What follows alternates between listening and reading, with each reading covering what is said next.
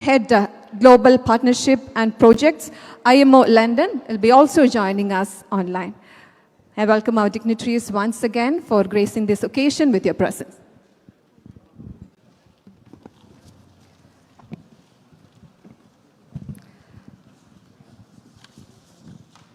Honorable Ministers, Secretary, and other distinguished dignitaries on the dais, ladies and gentlemen, a very good morning to all of you. Hope you all had a great day so far, and we are indeed delighted to welcome all of you present here to the inaugural session of the workshop on Green Shipping in India 2022, keeping pace with the global maritime green transitions. Ladies and gentlemen, the shipping industry is a diverse logistical chain which constitutes to 80% of global trade. Shipping has been an indispensable part of the world supply chain. With the effects of climate change becoming more visible, the contribution of carbon dioxide and greenhouse gases from the transportation industry has been on a rise. Shipping sector itself contributes to 3% of the total greenhouse gases. It is in the light of growing greenhouse gas emission that the International Maritime Organization has adopted key short-term measures aimed at cutting the carbon intensity of all ships by at least 40% by 2030 and towards achieving 70% reduction by 2050. Such reductions can be achieved only by switching to green alternatives in shipping by promoting cleaner practices to enforce emission control, efficient port management, and equipment management. It is with this vision that Ministry of Ports, Shipping and Waterways and Kochi Shipyard Limited, in collaboration with the Energy and Resources Institute, have organized this workshop on Green Shipping in India, keeping pace with the global maritime green transitions to unlock the potential of maritime green transitions, which will attract different stakeholders in the value chain. Without further ado, moving on, ladies and gentlemen, we are indeed blessed to have the presence of preeminent personalities on the stage today. Now, to welcome them, may I request Sri Madhu S. Nair, Chairman and Managing Director, Kochi Shipyard Limited, to adorn them with our traditional ponnada and also to hand over green certificates. Ladies and gentlemen, the green certificate is an acknowledgement of NGTM in participation with CSL will plan a celebration grow. So please honor Honorable Minister of Ports, Shipping and Waterways, Government of India, Sri Sarbananda Sonowalji. Thank you very much, Honorable Minister, for your gracious presence today. Thank you very much, sir. Now, may I request our CMD to please honor Minister of State for Port, Shipping and Waterways, Government of India, Sri Shantanu Thakurji. Welcome, sir. Welcome to the workshop, and thank you very much for your presence today. Thank you very much, sir. Now, sir, kindly honor Sri Dr. Sanjeev Ranjan IAS, Secretary, Ports, Shipping and Waterways, by adorning him with ponnada, as well as, sir, kindly hand over the green certificate to him. Thank you very much, sir, for joining us. Now, sir, kindly honor Srimati Dr. Bibha Dhawan, Director General, the Energy Resource Institute. Thank you very much, ma'am. So kindly hand over the green certificate as well. Green certificate is an acknowledgement of NGTM in participation with CSL will plan a celebration group.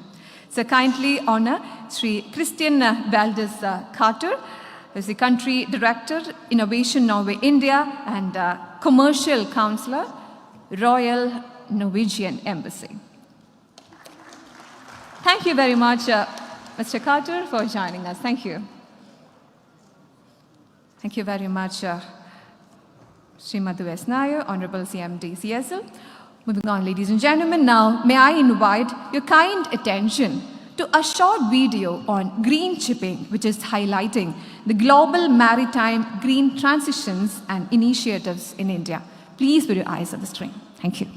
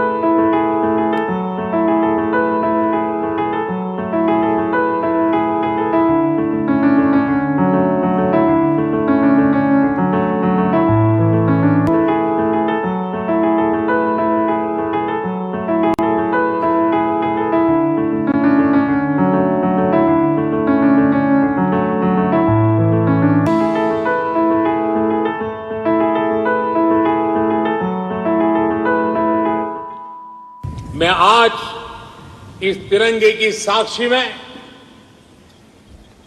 National hydrogen mission की घोषणा कर रहा हूं। अमृतकाल में हमें भारत को green hydrogen के production और एक्सपोर्ट का ग्लोबल हब बनाना है।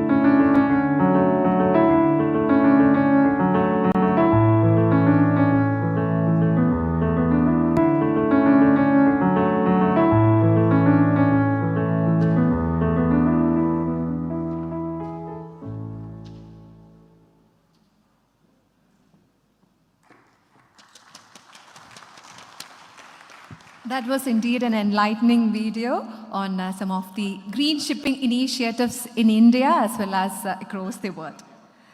Moving on, ladies and gentlemen, now may I request Honorable Chairman and Managing Director, Kochi Shipyard Limited, Sri Madhu S. Nair, to please give the welcome address and also to give an overview of this workshop, Green Shipping in India 2022.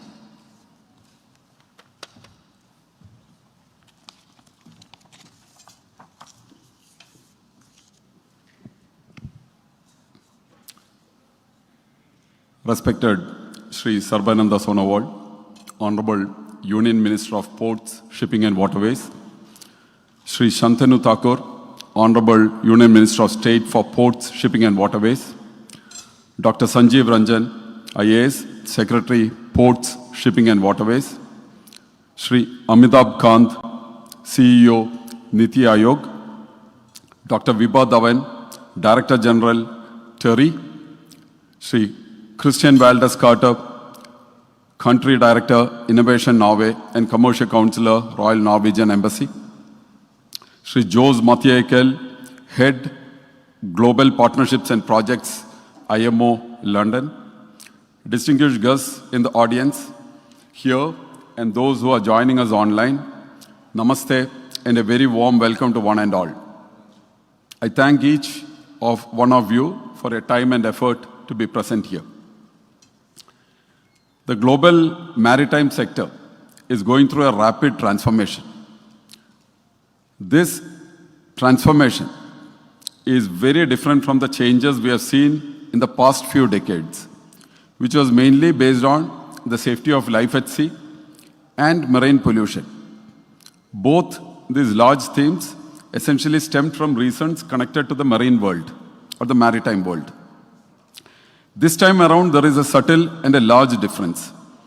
This transition is led by two global themes, not really stemming from the maritime world, but impacting us, human life, on all walks of life. And these themes are, one, the urgent need for sustainable climate change and climate action to prevent a global disaster.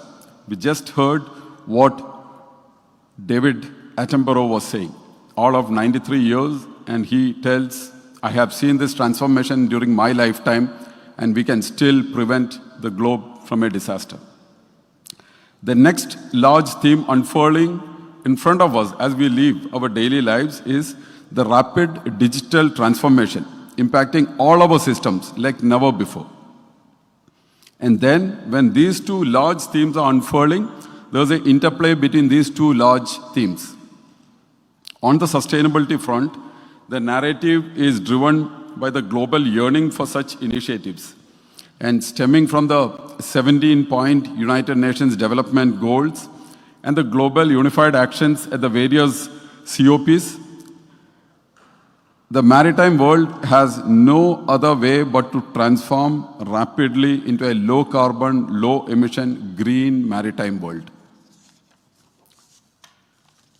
The International Maritime Organization has set its initial greenhouse gas strategy, which targets reducing emissions by 50% by 2050 from the base year of 2008.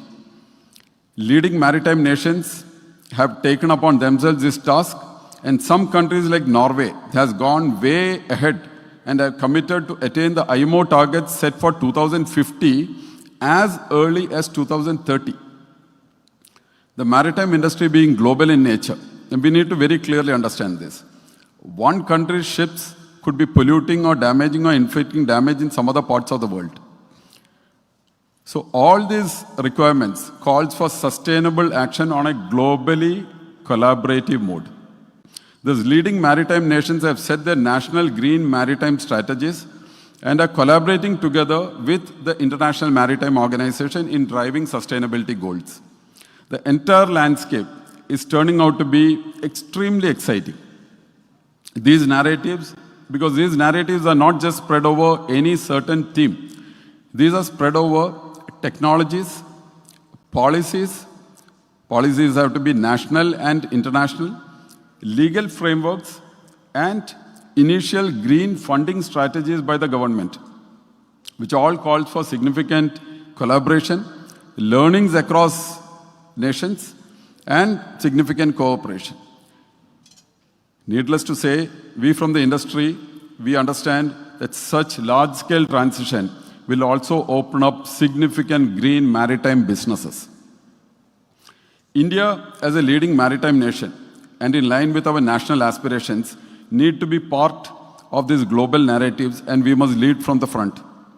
This will call for concerted alignment of our thinking across various segments of the maritime institutions, which include our ports, shipping, research institutions, academia, think tanks, startups, and the industry at large. Today we are gathered here to set the tone for such a narrative for India at the highest levels of the country. It's my great privilege to welcome Sri Sarbananda Sonowal, Honorable Union Minister for Port, Shipping and Waterways, to this very important workshop.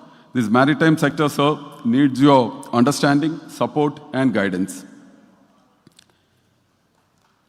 It's my privilege to welcome Sri Shantanu Thakur, Honorable Union Minister of State for Ports, Shipping and Waterways, to this workshop.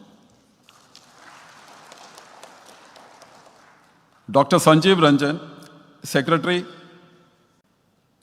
Ministry of Port, Shipping and Waterways, has been a driving force in the efforts in guiding creation of the Maritime India Vision 2030 framework, and he drives the fraternity towards excellence. I welcome you, sir, to this workshop.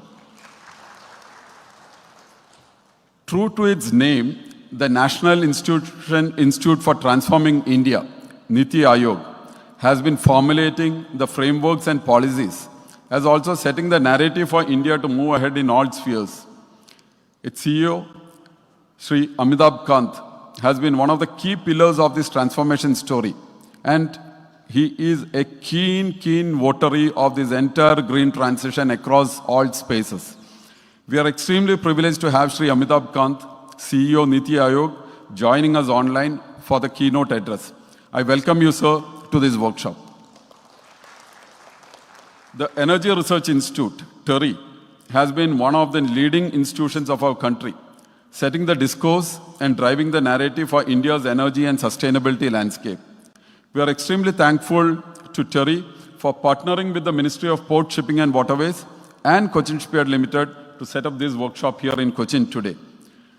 It's my privilege to welcome Dr. Bibha Dhawan, Director General, TERI, for the keynote address and also for moderating today's high-level panel discussion later today.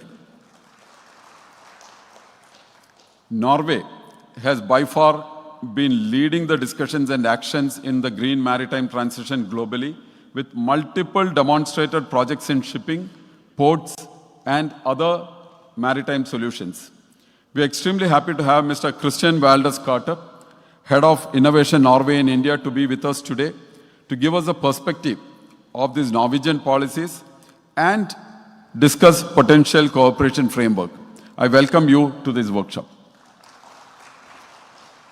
As I had mentioned, this maritime industry being global in nature, and we operate under the larger framework and guidance of the IMO.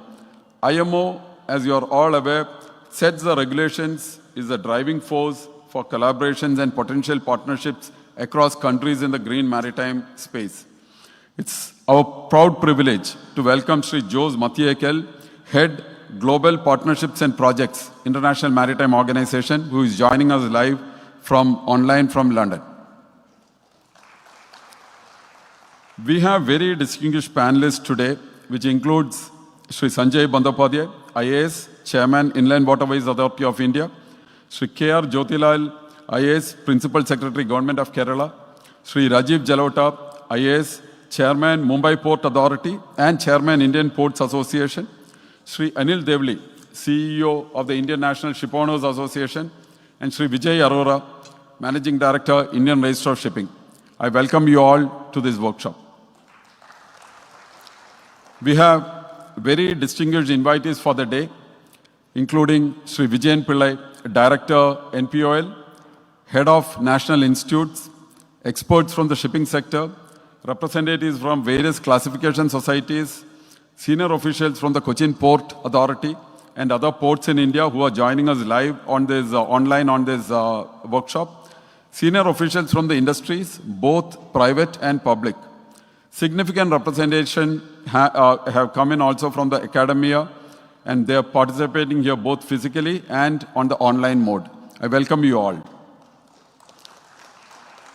Over the past few months, I have been trying to coordinate an informal group of experts across various stakeholders, about 20 different institutions across India, from the CSIR to the DRDO to the research institutions to various IITs. We have been trying to create some impetus to drive this narrative.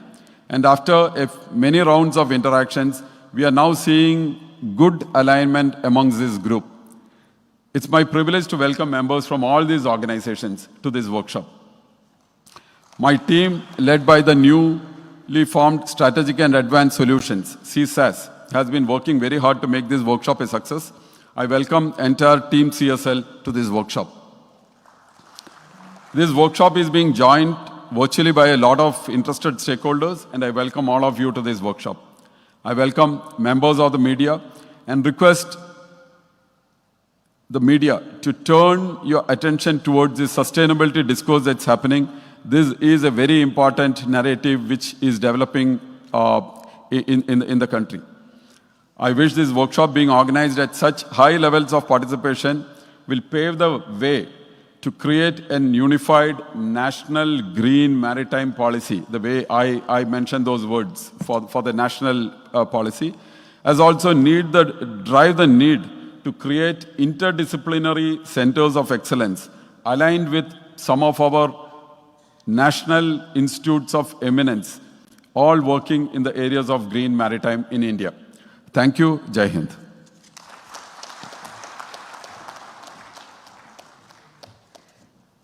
Thank you very much, sir, for the warm welcome extended and for sharing with us your thoughts on importance of green initiatives in shipping industry and also some of our strategies and goals towards the same. Thank you very much. Ladies and gentlemen, moving on now, may I welcome Dr. Sanjeev Ranjan IAS, Secretary, Ports, Shipping and Waterways, to address us on maritime green transition, overview on the opportunity and challenges for India. Let's welcome him.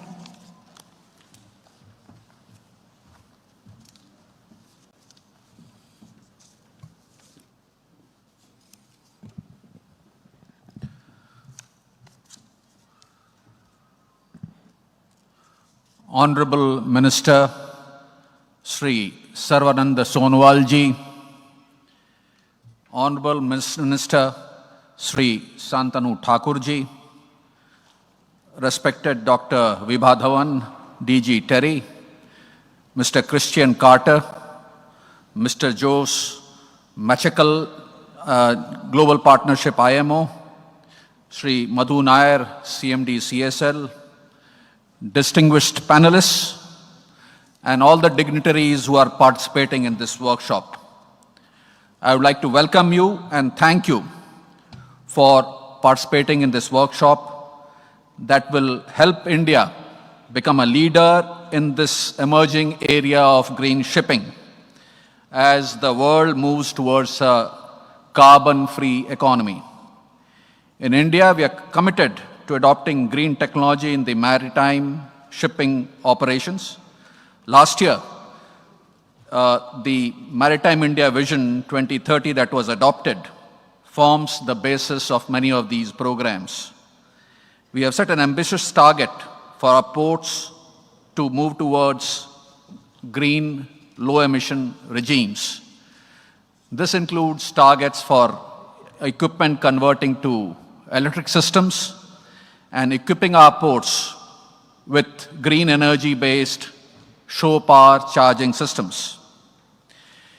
In order to promote the green energy transition, as you saw, the Honorable Prime Minister had launched the National Hydrogen Mission on 15th of August 2021.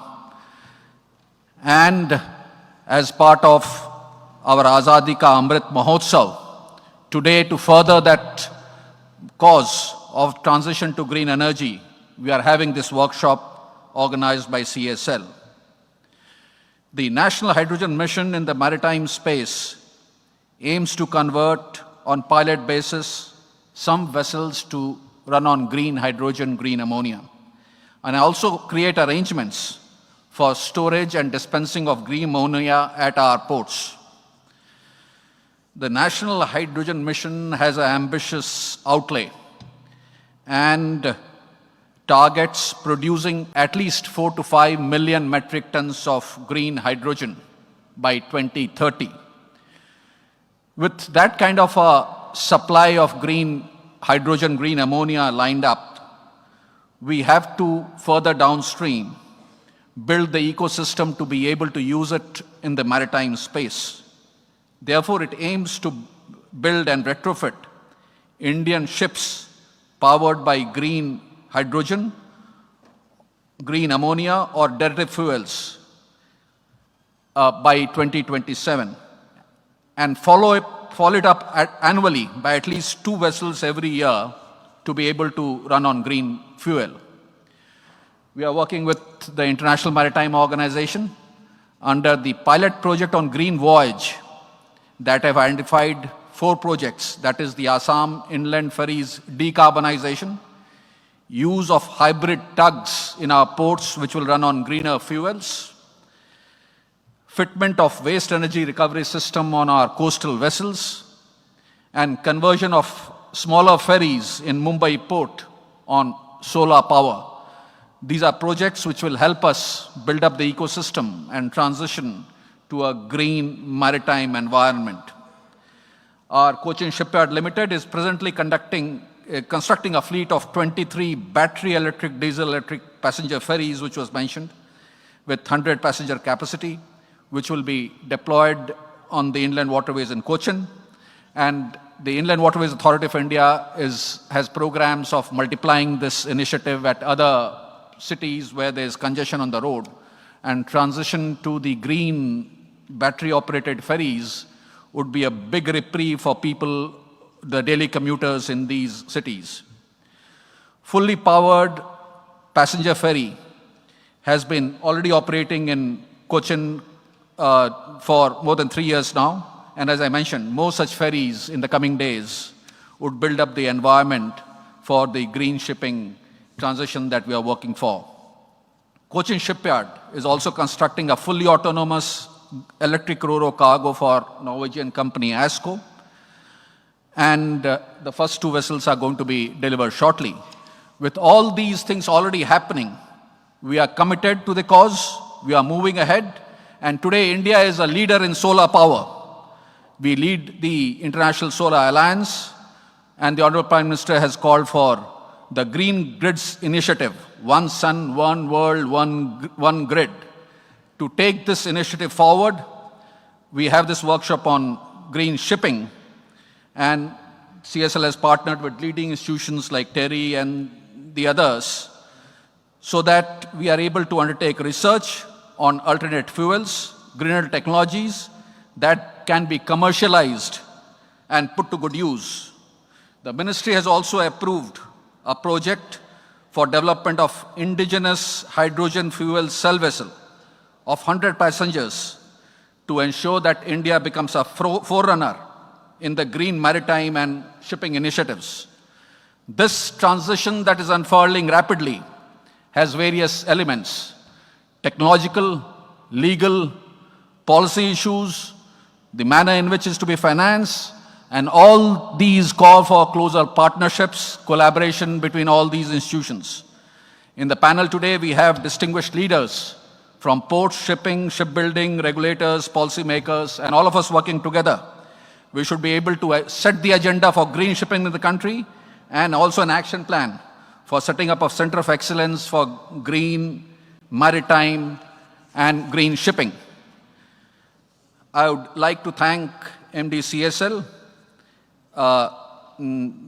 TERI, and the other organizer for holding this important workshop.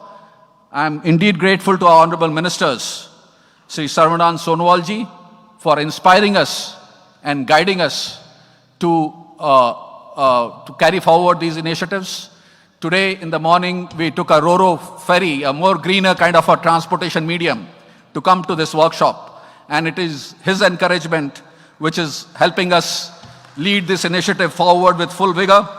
And I hope that the deliberation of the workshop that we have will set up a truly worthwhile agenda, a truly worthwhile action plan that makes us a global leader as far as the green maritime space is concerned. I thank you all and wish you all the very best. Thank you.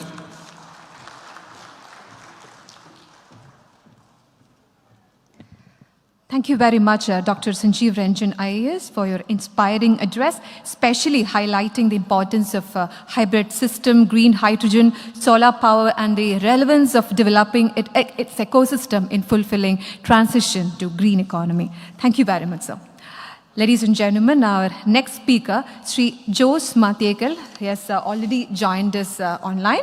Ladies and gentlemen, Sri Jose Mathiekal, Dr. Mathiekal currently leads the Department of Partnerships and Projects at the International Maritime Organization, IMO, a specialized agency of the United Nations. He studied at the IIT Kanpur for his master's degree and at Griffith University, Australia, as a Sir John Crawford PhD scholar. He also holds an MBA in Technology Management. In his present role, Mr. Jose Mathiekal spearheads IMO's effort to enhance its partnership and resource mobilization efforts and to promote innovation and increase the portfolio of major technical cooperation projects. Now, ladies and gentlemen, let's welcome Sri Jose Mathiekal for his presentation on IMO's initiatives. Thank you. Thank you very much. Can I ask the moderator if you can hear me from here? Can you just give me a cue if you can hear me?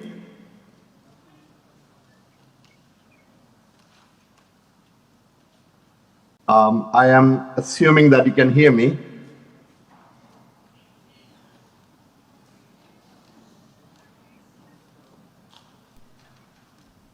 You're audible, sir. Go ahead, please. Okay, thank you very much. Thank you. Let me now share my screen. But before that, very good morning from London. Honorable Minister of Port Shipping and Waterways, Ms. Sonowalji, Honorable Minister of State, Mr. Thakurji, all of the dignitaries, excellencies, and ladies and gentlemen. A very good morning from a very cold London today morning. It's very early morning, but I was extremely excited to be with you in this workshop. Being an Indian, it's a proud moment for me to join you all at this very important milestone, India's maritime history. And I do miss being there, being from Kerala. It would have been a great opportunity for me to be there, but thank you, Dr. Madhu, for inviting me from IMO to join all of you. I will try to share my screen now, and I hope you would be able to see my screen. Give me 1 second. Let me, this is coming online now.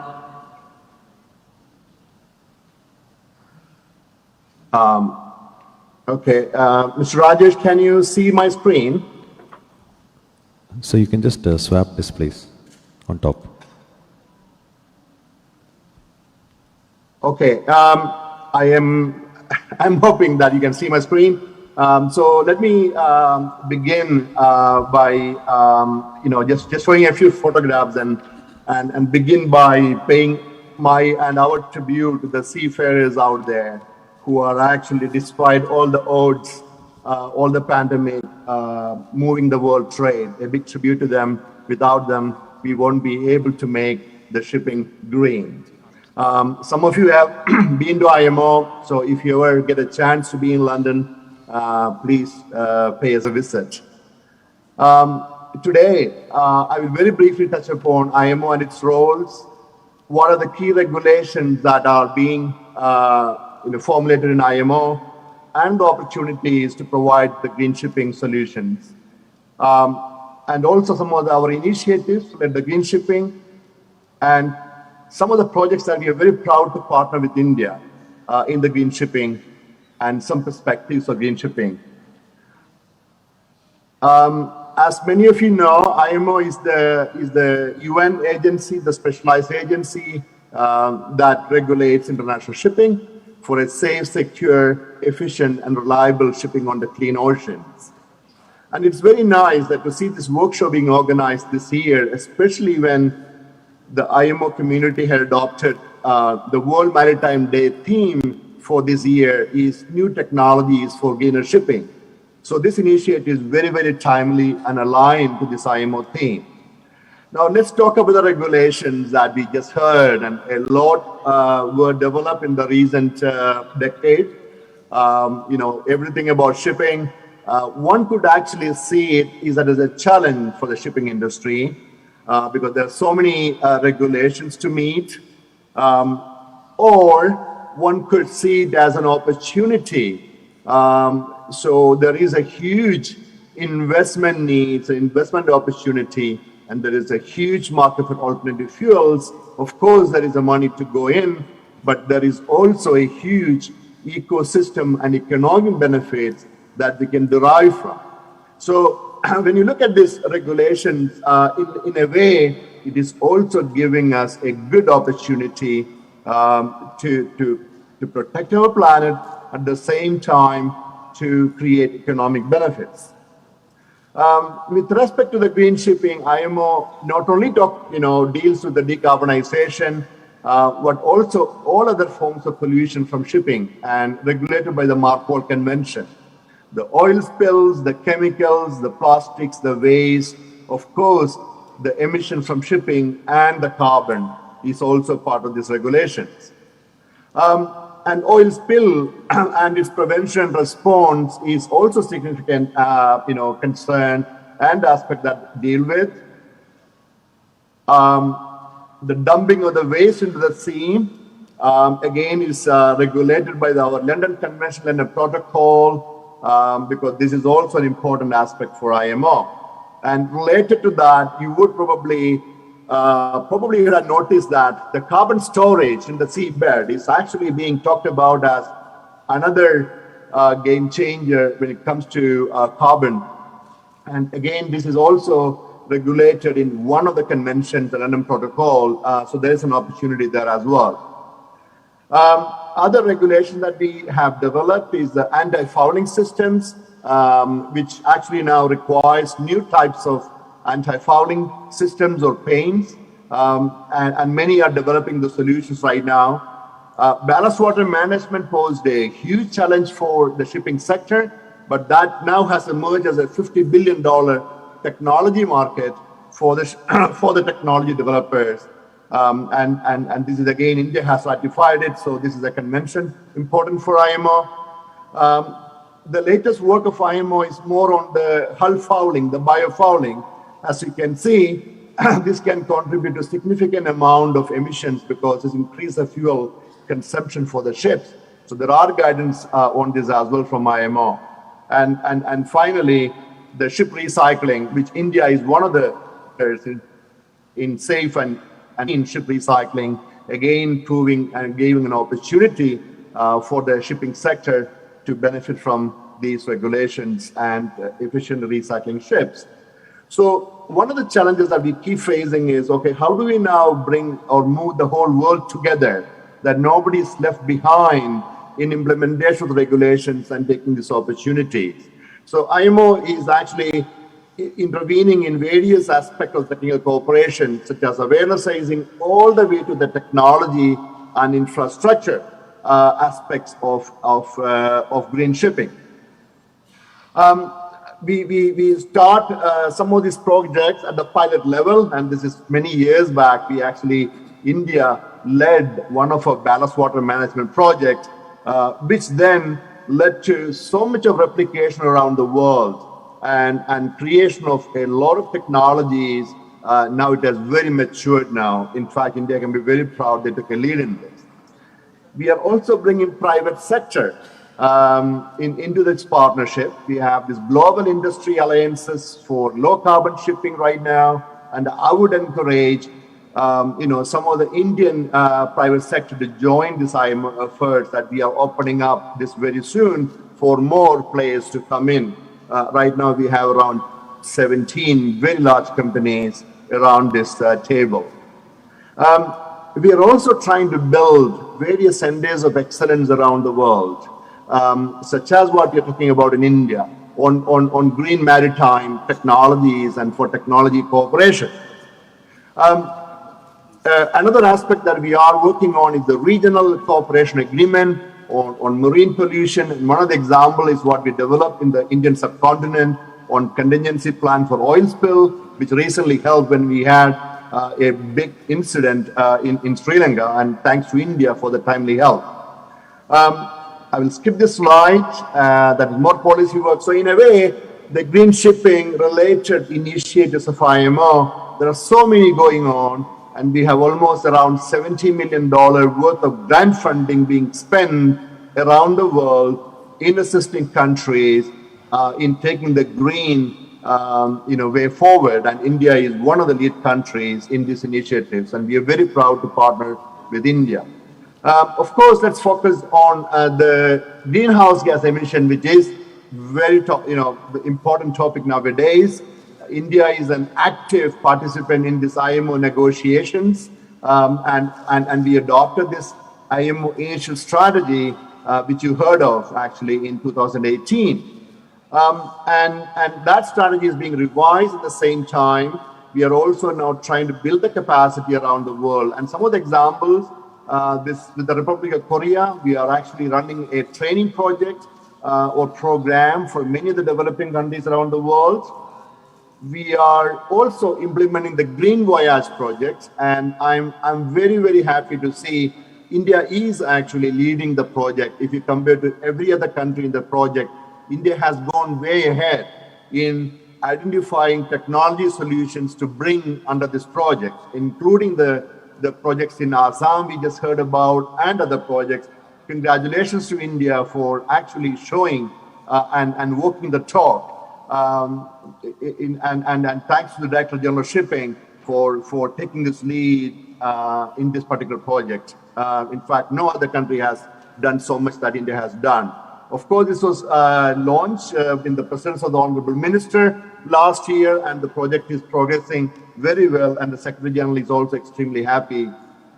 We have been very fortunate to establish centers around the world in the regions, in 5 regions, and we hope if India develops a center, we want to connect that center to this global network as well in terms of green technology development. Another initiative that we have is next green and efficient navigation, which is with Singapore we are developing. So if there are projects developed in India, please include those projects in this global portal of projects on decarbonization. And we are taking this one step ahead to develop a project in the Asia Pacific to look into a road-based action between the ports and the countries where they could join hands to reduce the emission from a particular route in the Asia-Pacific region. So that is NextGen Connect, which will be launched, and already launched, and we hope to implement it very soon. Money is so important, finance is important, so IMO has joined hands with the World Bank and other regional development banks to bring money to the table so they can then come up with innovative financial solutions for the private sector and the government to take the green shipping ahead. And that is called the FinSmart. And recently, we just launched the IMO CARES project that will connect the global north, all the R&D developments, and to the global south. And then we can then think about technology transfers and technology demonstrations. We very much encourage India to look into this initiative and see if India can join this IMO CARES as we are designing this year. In Asia, we are actually with Germany. We are implementing a project that looks not just ships, but the ships, the ports, and the hinterland transport, where we can actually reduce the emissions in all these connected sectors and through technology and technology demonstrations. Also, we invite India to be part of the Low Emission Innovation Forum, which is going to happen in September this year. So we had India's participation. We hope India will continue to participate in this global forum.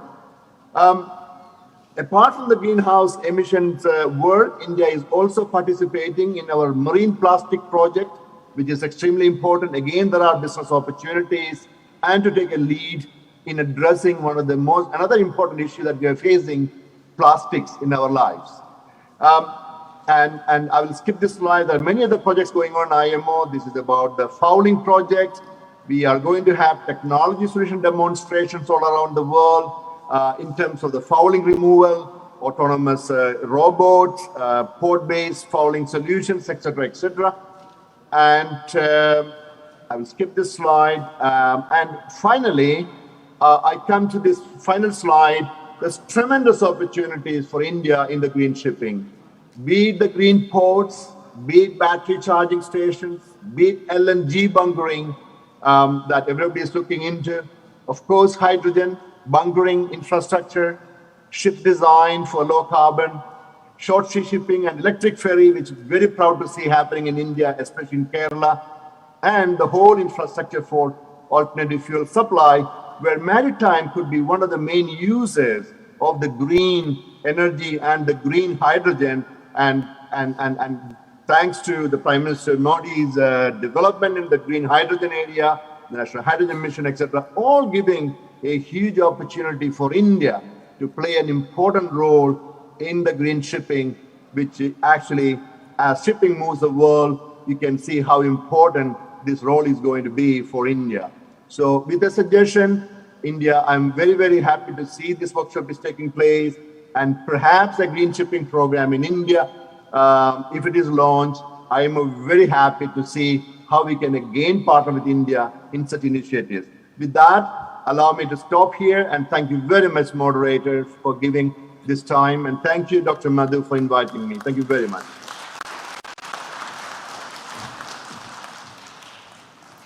Thank you very much, Dr. Jose Mathiekal, for your informative presentation on the initiatives of IMO, regulatory challenges, and also highlighting economic opportunities in green shipping. Ladies and gentlemen, our next speaker is Honorable Chief Executive Officer of Niti Aayog, Sri Amitabh Kant IAS, who has just joined us virtually. Ladies and gentlemen, may I now humbly request Sri Amitabh Kant IAS, CEO Niti Aayog, to please give his keynote address. Let's welcome him. Yeah. Mr. Madhu Nair, Dr. Sanjeev Ranjan, Mr. Jose Mathiekal, Mr. Christian Carter, Dr. Bibha Dhawan, Mr. Thakur MOS, Mr. Sharbanda Sonowal, the Honorable Minister for Port, Shipping and Waterways, distinguished guests, ladies and gentlemen. Ministry of Ports, let me first congratulate the Kochi shipyard and its entire management, staff and worker for completing 50 years of services to nation and celebrating Golden Jubilee under Azadi Ka Amrit Mahotsav. We know 90% of worldwide trade is transacted via ocean vessels. Countries' maritime sector plays a crucial role in the overall trade and growth, with 95% share in trade volume and 65% share in trade value. The sectors were also one of the most challenging to decarbonize. The International Maritime Organization's strategy envisages a reduction in carbon intensity of international shipping at least 40% by 2030 and 70% by 2050 as compared to 2008 level, and total annual GHG emissions from international shipping at least 50% by 2050 compared to 2008 level. This is path-breaking in many ways to decarbonize, and I congratulate International Maritime Organization for taking the lead in this regard.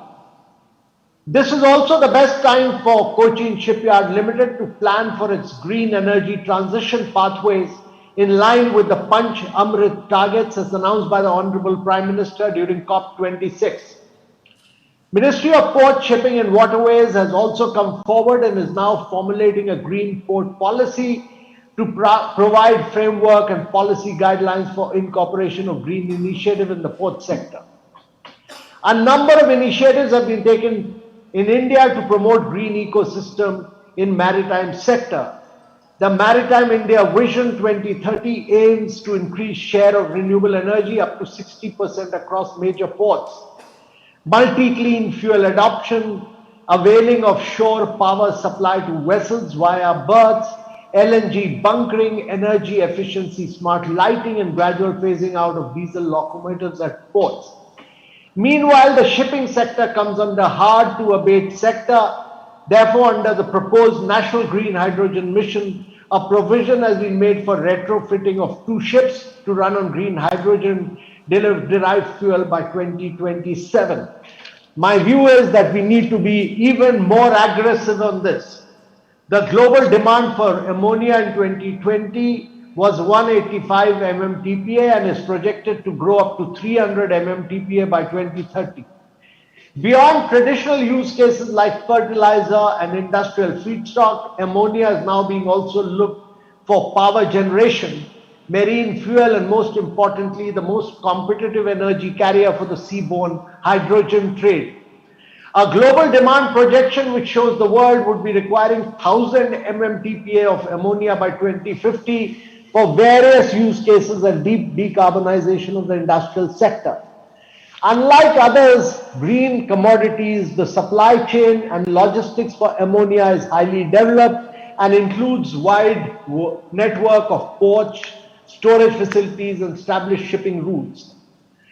As per our analysis, the global green hydrogen market size is expected to surpass over 90 billion by 2030 and expanding growth at a massive rate. And our view is that green hydrogen is the fuel of the future for all hard to abate sector.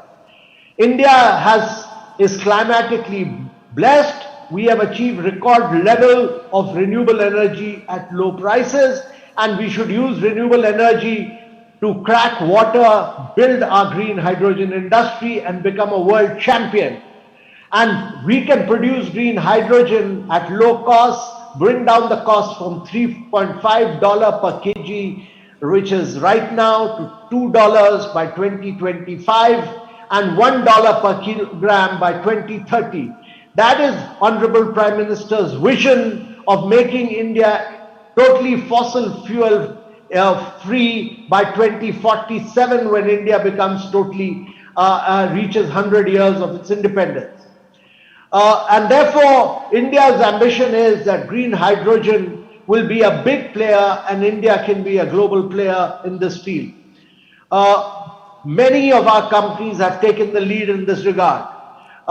Finland's Wärtsilä plans to begin testing ammonia in a marine combustion engine installed in Norway.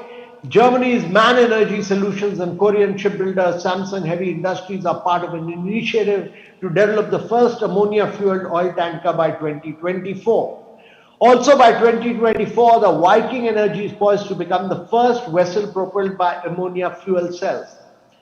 Therefore, if CSL and Ministry of Port, Shipping and Waterways have to support even only 10% global export demand of the green hydrogen by 2030, it needs to develop infrastructure like green ammonia bunkers and refueling facilities on priority basis.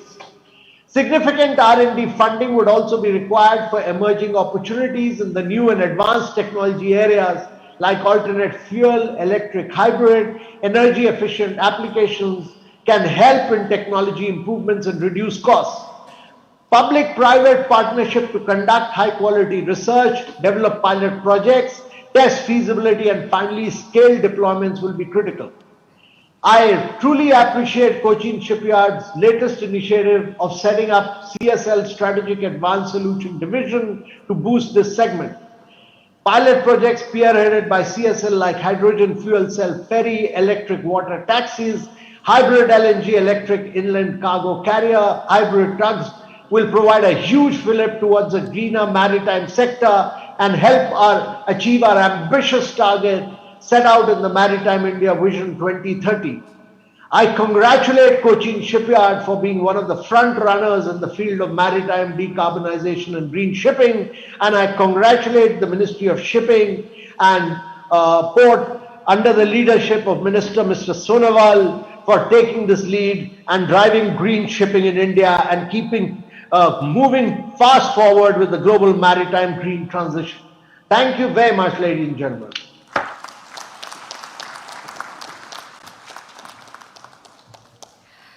Thank you very much, Sri Amitabh Kant IAS, for your insightful address, especially highlighting importance of renewable energy, ammonia, and green hydrogen as the fuel of the future, and also for your kind words on Kochi Shipyard Limited. Thank you very much, sir.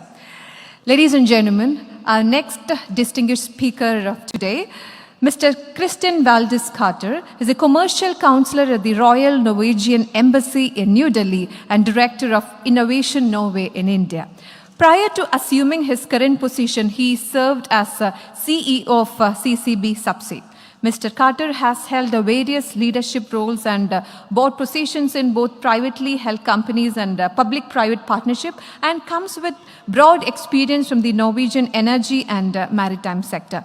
His career expands over several industries, including offshore energy, CCS, subsea, port developments, transport and communications, fisheries, smart cities, and tourism. Now, let's welcome Mr. Christian Valdis Carter to give a presentation on latest development in global green shipping. Let's welcome him.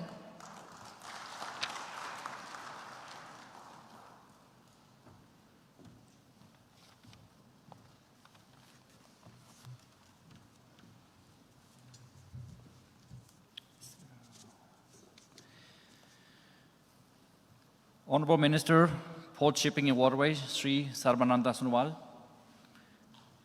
Honorable Minister of State, Port Shipping and Waterways, Sri Shantanu Thakur. Sri Dr. Sanjeev Ranjan, Secretary, Port Shipping and Waterways. Sri Amitabh Kant, IAS, CEO, Niti Aayog. Dr. Bibha Dhawan, Director General, Delhi. Sri Jose Matikal, Head Global Partnerships and Projects, IMO. Sri Madhu Nair, CMD, Kochi Shipyard Limited. Distinguished dignitaries, maritime industry leaders, dear friends. Let me start by thanking the organizers for inviting me to this important event. It's really an honor and privilege to be given the opportunity to address this workshop on green shipping. Let me also start by thanking India for having a very strong delegation at the North Shipping 2022 in Norway earlier this month. As highlighted by our Foreign Minister, Anniken Huitfeldt, during her visit to India earlier this week, representing the only Asian delegation at the North Shipping, the recent visit by the Ministry of Port Shipping and Waterways, led by Secretary Ranjan, reflect a strong and historic maritime cooperation. While speaking about the visit or mentioning the visit from our foreign minister, let me also share what has been shared earlier this week, that Norway now also has become a member of the International Solar Alliance, and we're very, very happy to partnering India in this space as well. So, our countries enjoy a very special and long-standing relationship in these particular sectors. And when our prime ministers decided to create what is called the Task Force on Blue Economy, they saw that our two nations had much to contribute to each other, including promoting blue economic cooperation. And the maritime sector is an important part of this cooperation. Are there any? Yes. So, what you see on the screen is actually, it indicates that our work, our joint work in the green shipping space goes back a long time. So when I was working on this, these slides, I found this, this presentation back from 2009, and that shows the strong commitment that we already had many, many years ago. And over the last decade, we've had, thank you. We have had regular constructive meetings in our joint working group Maritime, and next week Prime Minister Modi and Prime Minister Støre will meet in Copenhagen, and green shipping forms an important part of that agenda. India and Norway are key players in the maritime industry as well as in the industry transition, and I would like to thank the previous speakers for setting the contact, Mr. George Matikal, which you enjoy a very good relationship and a cooperation with, set the stage, and that means that I will not go into depth as far as the global perspectives are concerned, but just move on and share a bit about what we are doing in Norway in this space. So, in Norway, zero-emission shipping is growing rapidly and very much driven by a systematic private-public cooperation in electrification, hydrogen, ammonia, fuel cells, and so on and so forth. And Norway is already the leader in battery electric propulsion in short sea traffic. From one electric ferry back in 2015, which we saw in this nice video earlier today, we now have more than 70 ferries with battery packages installed. And we expect all our ferries to be zero emission by 2025.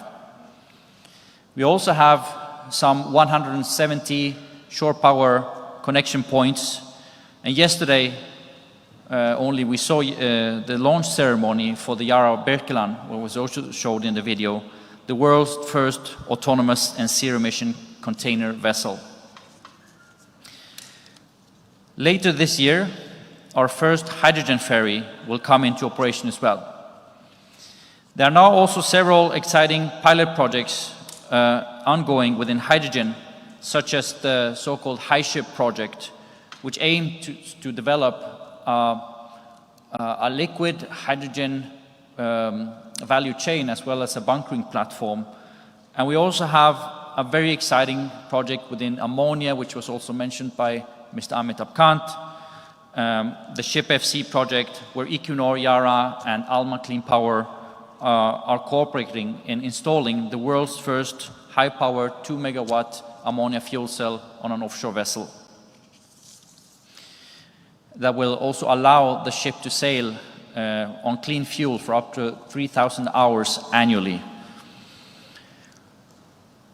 And this is a key project, this Ship FC project is a key project for the deep sea shipping space. Today, there are no firm solutions to match the deep sea segment's required cuts in emissions and net zero targets.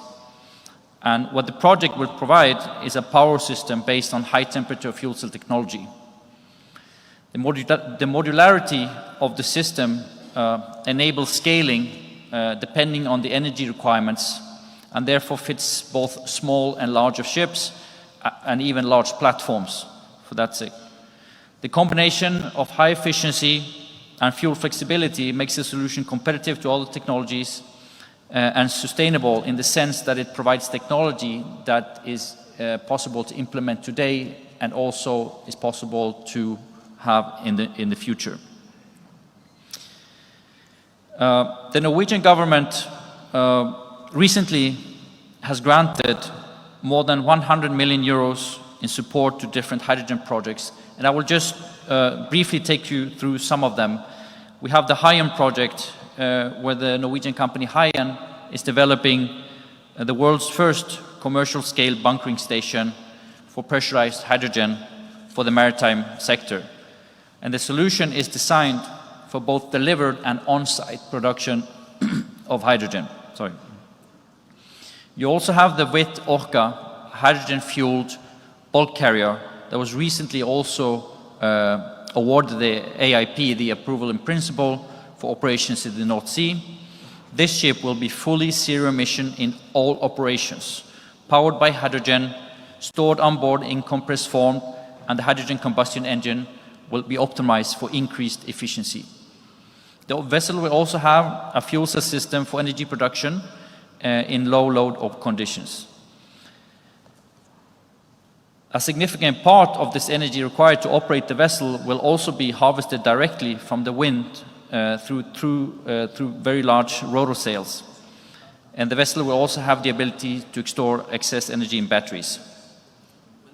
This month, the Greek Maritime Group received their AIP for the MS Green Ammonia, a projected green ammonia tanker that will also run on green ammonia. So we'll carry ammonia, clean ammonia, and also run on clean ammonia.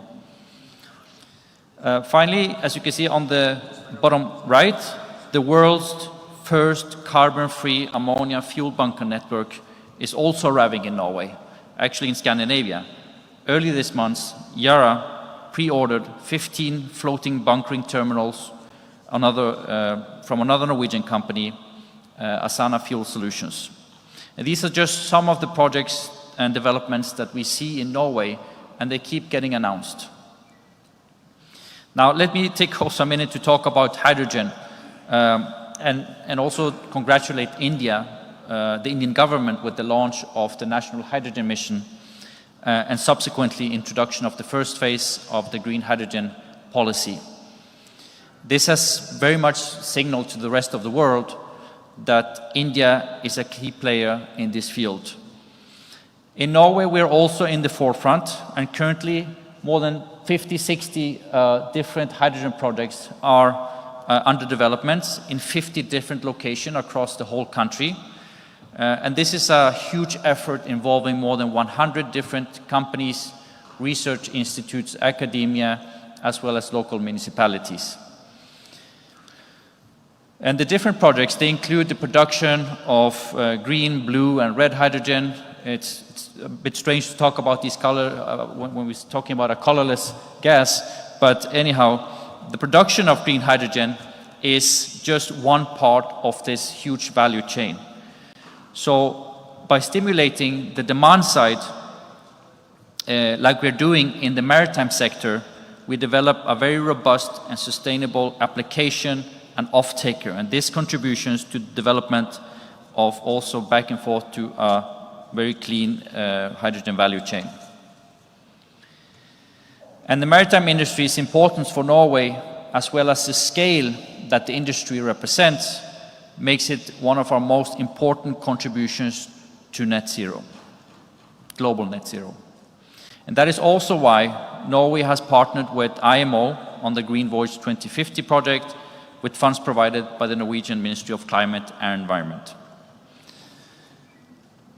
But all of this would not have been possible without the close and transparent cooperation between government, local municipalities, businesses, industries, and research.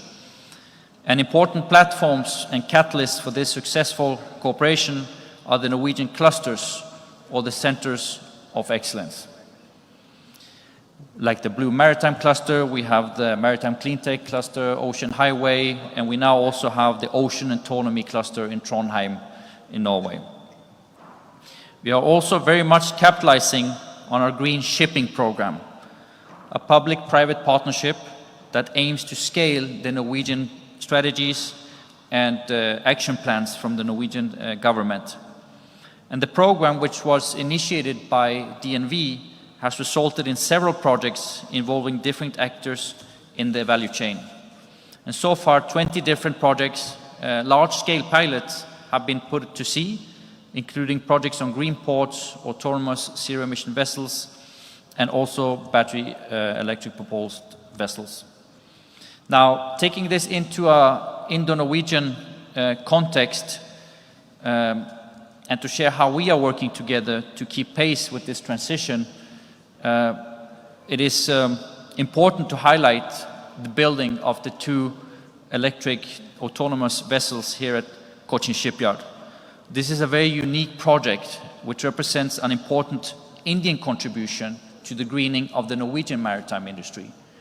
So projects like this makes us very much key players in the transformation of the maritime industry and showcases also how international cooperation can create joint opportunities. Another area I would like to highlight is zero-emission ports, an area where cooperation between the ports in Oslo and Mumbai is developing. Infrastructure is key, and India should be commended for its Sagamala flagship program for modernization of coastal and waterways infrastructure. And I would like to recognize the progress in inland waterways, green infrastructure in India. I think there is a great scope for cooperation in this field between our countries. Sustainable ship recycling represents an area for collaboration and joint opportunities as well. This is important in order to enable zero-emission shipping, and India's signing of the Hong Kong Convention is an important benchmark, and we hope that the convention will enter into force very soon. Lastly, let me mention maritime skills and training. India has 3,000 to 4,000 seafarers on Norwegian ships. And with increasing demands for greener, more digital maritime sectors, this requires updated skills, and this is also an area where we see a fruitful cooperation emerge. And to take all of this forward, there has been a dialogue between the Norwegian Mission and the DG Shipping on how we can take this forward under an umbrella like a green shipping program. I will conclude my speech by saying that a successful transition to a sustainable future will require, of course, new technologies, new business models, infrastructure, investments, regulatory framework, and international cooperation. But not least, we believe it will demand leadership. And I think that we together, Norway and India, are taking the lead in bringing the maritime industry in a sustainable direction, at the same time, together creating joint opportunities for our industries. Thank you very much for giving me the honor of speaking here today. I wish you all best of luck today. Thank you very much for your attention.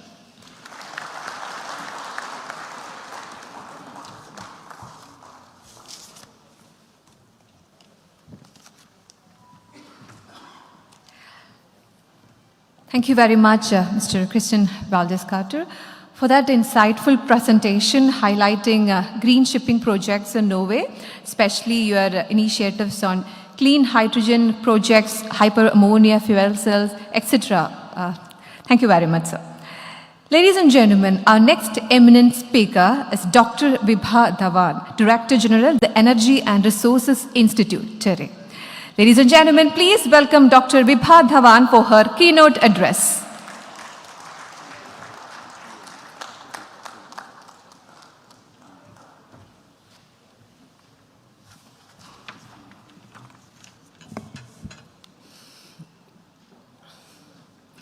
Thank you so much for your very kind words.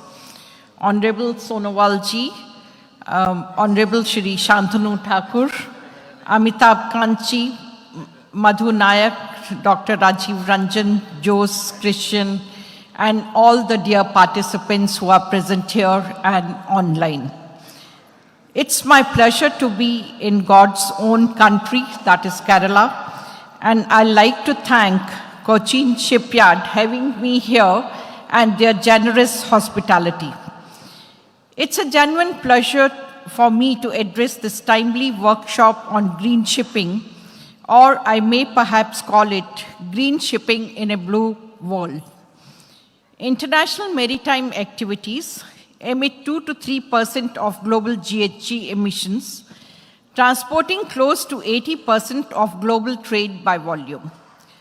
To curb the emissions from shipping, the IMO, and we have heard the excellent presentation from Jose, is putting its efforts to reduce GHG emissions by at least 50% by 2015 compared to 2008 levels. So we must appreciate the efforts, because since 2008, the volumes are going to go up tremendously and the emissions will be 50%. That is what the target has been put to themselves.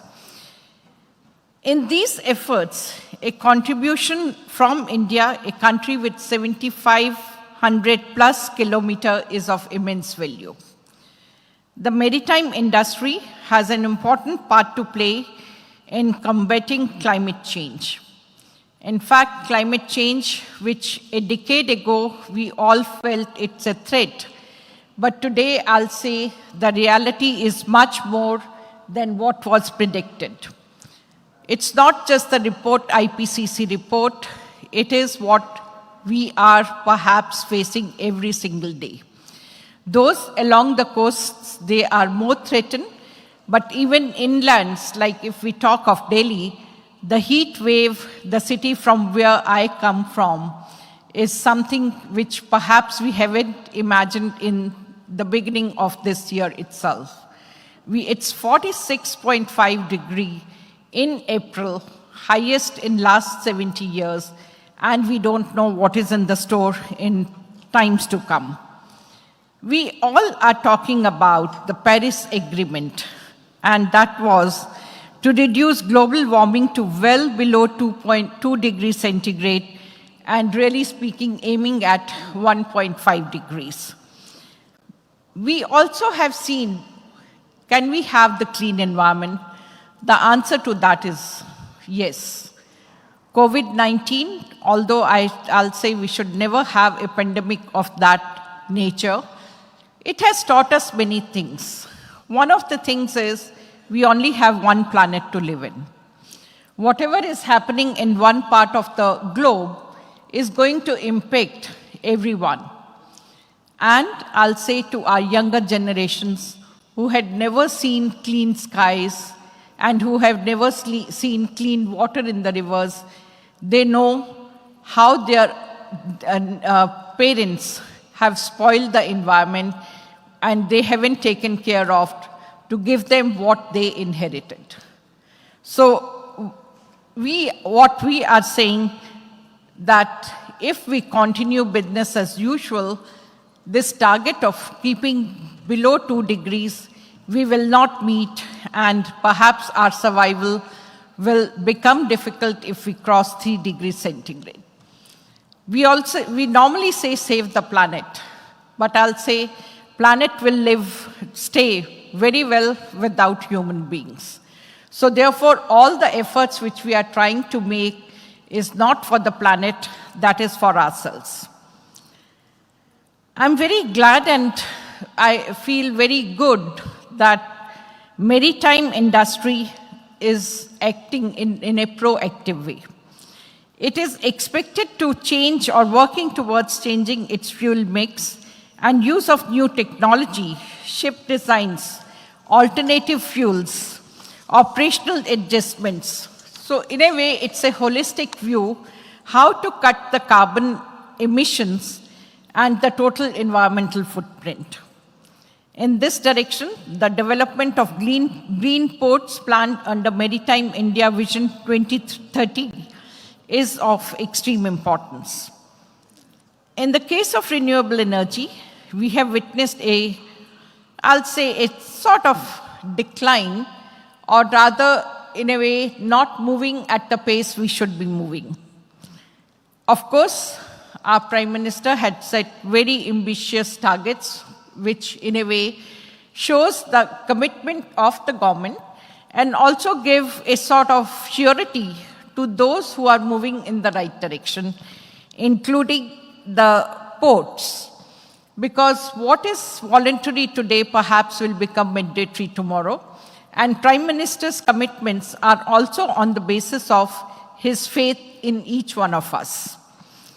Increasing the share of renewable energy among major ports, setting up of solar power points, availing offshore power supply to vessels via berths, multi-clean fuel adoption for vehicles within the port ecosystem, gradual phasing out of diesel locomotives at ports, they all gear towards this transition. Similar to one sun, one world, one grid in power sector, there is a need to bring global cooperation and partnership among leading maritime hubs. For energy, shipping is not just a large-scale user, but also a major carrier. So the industry will have to respond to lower demand for oil tankers and coal carriers and more for ships transporting hydrogen, ammonia, and other alternative fuels. Hydrogen has long been talked as a future fuel, but it has yet to establish itself as a significant role in energy system. Several recent events imply that the moment for hydrogen to play a significant role in maritime industry, amongst others, has arrived. The cost of green hydrogen varies greatly for different end users, depending on their location, particularly their accessibility to diverse renewable resources. As per TERI's estimates, around 150 to 200 gigawatts of hydrolytes will be required to satisfy the green hydrogen demand of 28 metric tons by 2050. To maximize domestic advantages, it is critical to concentrate on strengthening India's electrolyzer production capabilities through PLI schemes, Make in India initiatives, etc.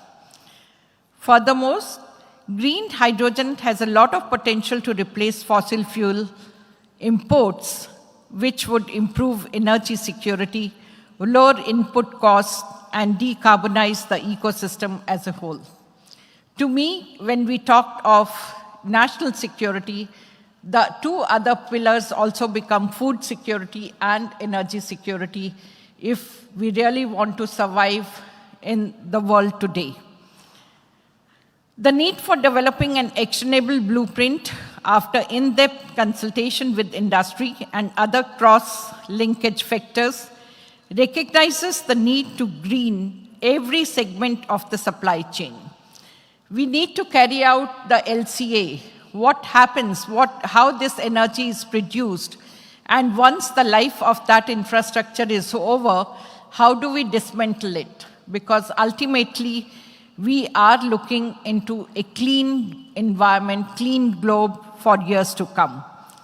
And over here, it is that the ports, our vessels, our ports, marine banking infrastructure, everything is to be taken care of.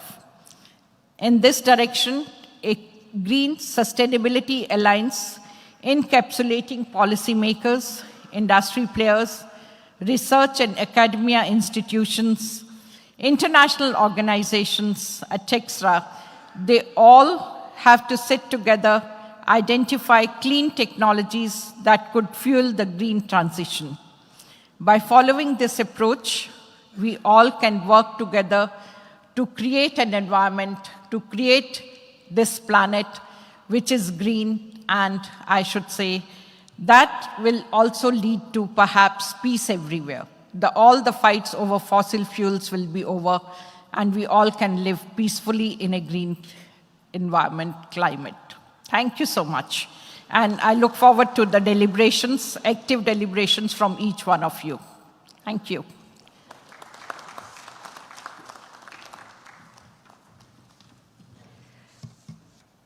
Thank you very much, Dr. Bibha Dhawan, for reminding us about carbon emission, climate change like heat wave, rise in temperature, and the need of controlling the same, and also for highlighting the importance of enhancing India's electrolyzer capabilities and stressing the importance of green hydrogen. And we are also definitely looking forward for the panel discussion as well. Thank you very much, Madam. Ladies and gentlemen, now the most anticipated moment of the day. With a big round of applause, let's welcome our chief guest, Honorable Minister for Ports, Shipping and Waterways, Sri Sarbananda Sonowal ji, to please give the inaugural address and to guide us with his kind words. Let's welcome Sri Sarbananda Sonowal ji, Honorable Minister, with a big round of applause.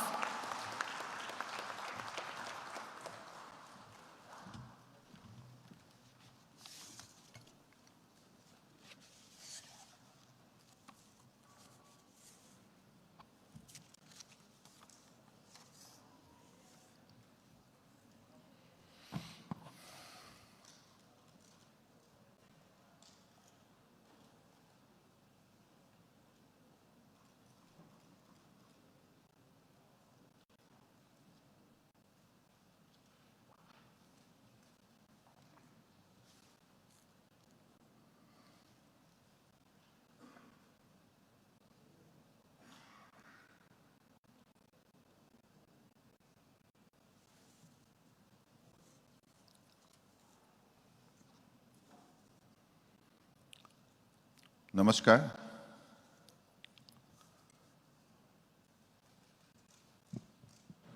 Respected my colleague in the Council of Ministers, Government of India,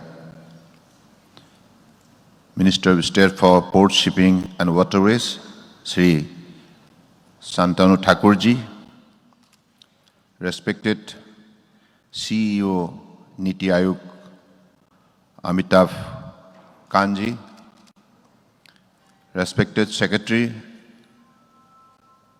Port, Shipping and Waterways, Dr. Sanjeev Ranjanji,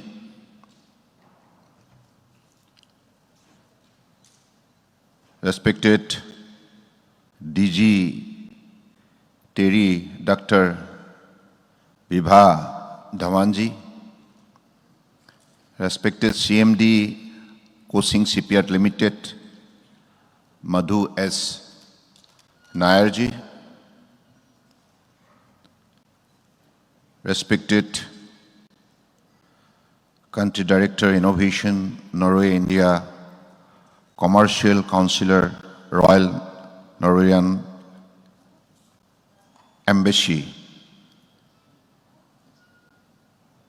Sri Christian Valdez Carter, and respected Head Global Partnership and Project, IMO London, Jose Mathikal, and respected delegates, and my media friends. Today is a very important day for all of us, and I am especially happy to be here because Kerala is known to be the God-owned state. This is one of the most beautiful states in the country.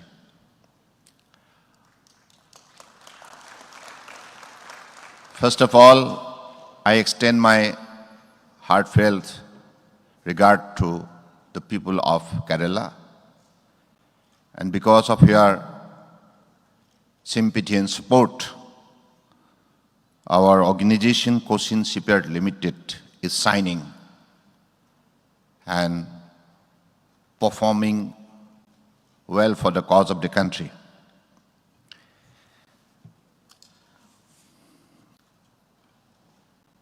At the outset, I would like to thank Dr. Sanjeev Ranjan, Secretary Shipping, the chairman of Kochi Shipyard, Dr. Madhu S. Nair, Dr. Bibha, Dhawan, and her team at Terry, and all the organizers for arranging this workshop and setting the conversation in the direction of maritime green transition. We all know we are all the product of nature. And we have a very important role to play to protect, to preserve the Mother Earth. Without the preservation of ecology and environment, our comfortable survival is not possible. So that is why I believe every living organism, every creation created by God, always try to put their best possible effort for the promotion of biodiversity. But in this case, human being is known to be the biggest degrader of biodiversity. That is why I believe we have a many more important role to play to protect the environment,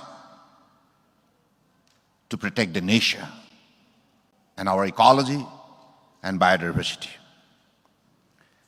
Today, the world is unified in its approach under the UN Sustainable Development Goals to further sustainable development goals across 17 verticals or goals.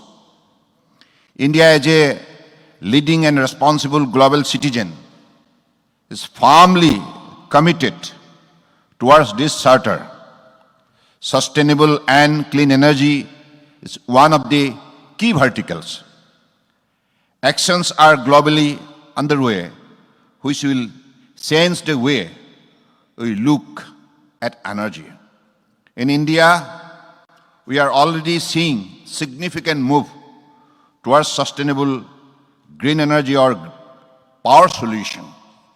Under the dynamic leadership of our Honorable Prime Minister, Shri Narendra Modi ji, India today is a world leader in solar power. India, as a leader of the International Solar Alliance, has called for the Green Grids Initiative. One sun, one world, one grid at COP26 summit at Glasgow. It is very clear that globally there will be significant transition where the share of fossil fuel in the energy basket will be significantly lower than at present. The Paris Climate Conference in 2015, COP21, has prescribed targets for lowering carbon CO2 and other emission limits within the marine industry. For the maritime sector, the International Maritime Organization, in support of the UN Sustainable Development Goal 13, has set out an initial strategy that envisages, for the first time, a reduction in total GHG emission from international shipping, which it says should peak as soon as possible, and to reduce the total annual GHG emission by at least 50% by 2050 compared to 2008. We have already seen FAO coming under the scanner and the 0.5% sulfur cap on marine fuels coming into force from January 2020. Thus, the marine industry is rapidly moving towards green and sustainable fuels. It is very important that India, as a responsible global country and a leading maritime nation, leads in this transition happening in the maritime sector. The need for sustainable and green energy solution will mean that more and more vessels will be powered by alternative energies. Electric, hybrid vehicle, alternative fuel, etc. will become the norms, especially for near-shore, coastal, inland waterways vessels. Hydrogen, green ammonias, etc. are expected to be one of the main fuels in the future. And fuel cell technologies will have to be mastered. India should look at all low-carbon options. We need to explore solar, wind, hydrogen, ammonia, other low-carbon fuels combined with various electric solutions from a green grid. Our ports will have to be geared up for this transition to store, dispense, and offer various clean fuel solutions to vessels calling on us. Also, we have to urgently gear up to provide green electric shore power to ships. Various equipments and vehicles being used in our ports will have to turn green. We have declared out intent and action plan in respect of the mandatory green transition at our ports within the Maritime India Vision 2030. As you are aware, our Honorable Prime Minister Shri Narendra Modi ji has already announced the National Hydrogen Mission in his Independence Day speech last year, which focuses on implementing hydrogen fuel in India. This will have a significant maritime component also. Such initiatives are setting platforms for various alternative fuels and sustainable solutions across all sections.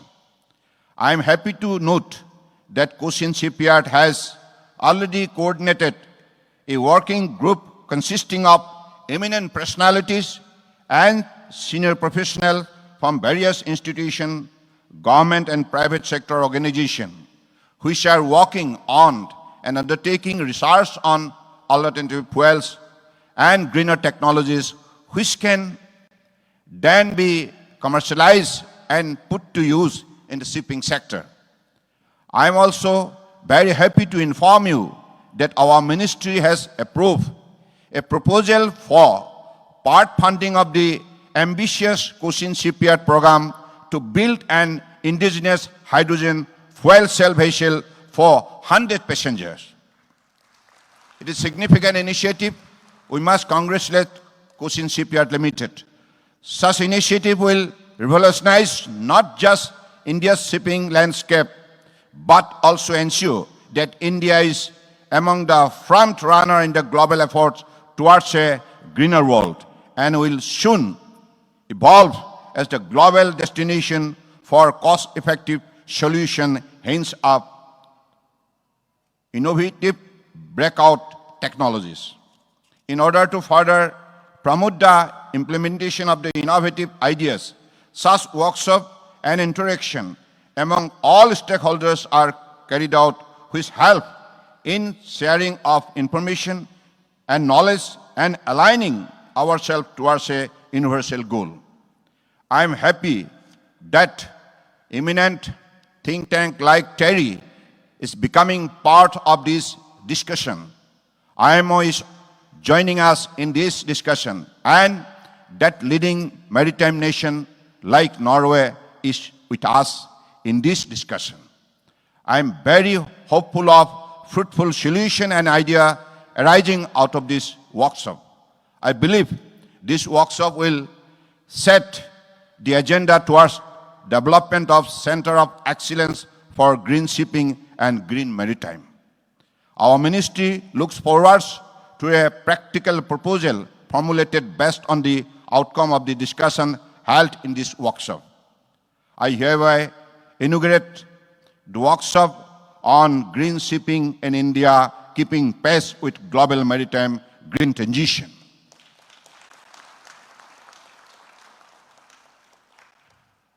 Respected participants, I have a special appeal to all of you present here today.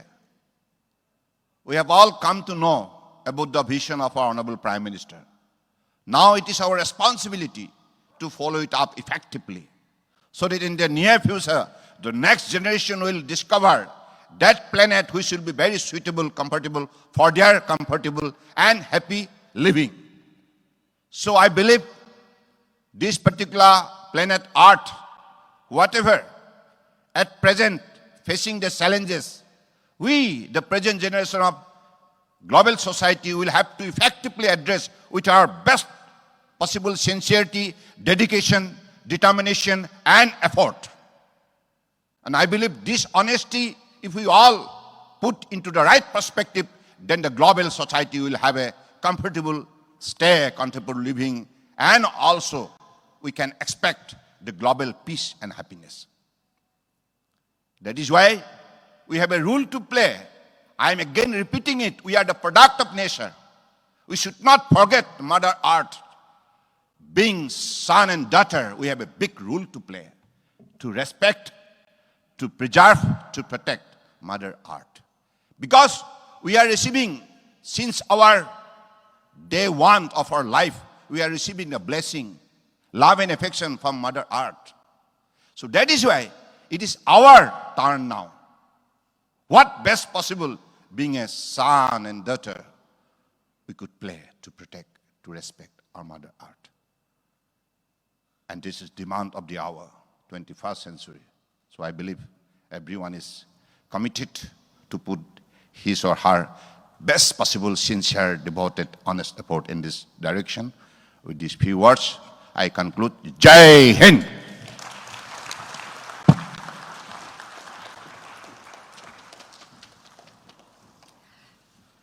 Thank you very much, Honorable Union Minister Sri Sarbananda Sonowal-ji, for your inspiring and insightful address and for inaugurating Green Shipping in India 2022 workshop. And we are sure under your able leadership and guidance, the India maritime sector will accelerate to reach its greener goals. Thank you very much, sir, once again. Ladies and gentlemen, as we are moving towards the end of the inaugural ceremony, may I request Sri Madhu S. Nair, Honorable CMD, Cochin Shipyard Limited, to please hand over memento to our dignitaries as a token of gratitude. May I request our CMD, Cochin Shipyard Limited, to please hand over a memento to Sri Sarbananda Sonowal-ji, Honorable Minister of Port Shipping and Waterways, Government of India. This is a token of our gratitude. Thank you very much, sir. We are indeed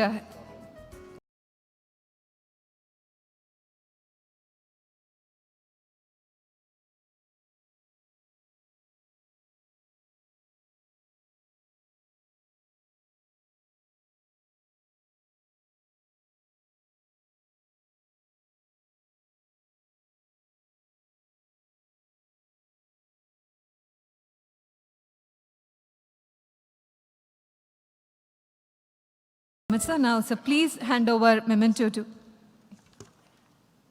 I was just explaining to the Honorable Minister that this is a small memento. It's a traditional Kerala Uru, but 3D printed. And this Uru is designed by a young Master of Design graduate from the IDC, IIT Bombay, And the Uru is 3D printed by a startup incubated at the National Institute of Technology, Calicut. So we are trying to mix in what our ethos, Cochin Spirit, and our ministry stands for. Thank you. That was something special indeed. Thank you. Now, sir, kindly hand over a memento to Sri Shantanu Thakur, Honorable Minister of State for Ports, Shipping and Waterways, Government of India. Thank you very much, sir, for blessing this occasion with your presence. Please hand over a memento to Sri Dr. Sanjeev Ranjan IAS, Secretary, Ports, Shipping and Waterways, Government of India. Thank you very much, sir, for joining us. Sir, kindly hand over a memento to Srimati Dr. Bibha Dhawan, Director General, the Energy and Resources Institute, Terry. Thank you very much, ma'am. And sir, now kindly hand over memento to Sri Christian Valdis Carter, Country Director, Innovation, Norway, Indian Commercial Councillor, Royal Norwegian Embassy. Thank you very much, sir, once again. Now I have a humble request to all of the dignitaries. Sirs, kindly step forward for joining us for a photo op. Sirs.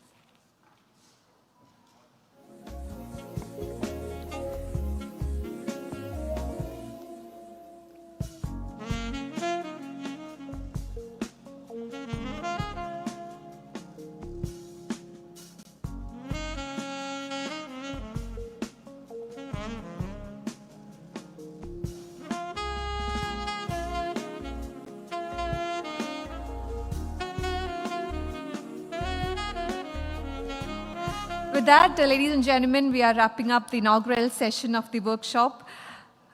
May I once again thank our dignitaries, Honorable Minister Sri Sarbananda Sonowal ji, Sri Shantanu Thakur ji, Sri Dr. Sanjeev Ranjan IAS, Dr. Bibha Dhawan, Sri Christian Valdis Carter, as well as our dignitaries who joined us on stage, Sri Amitabh Kant IAS, as well as Dr.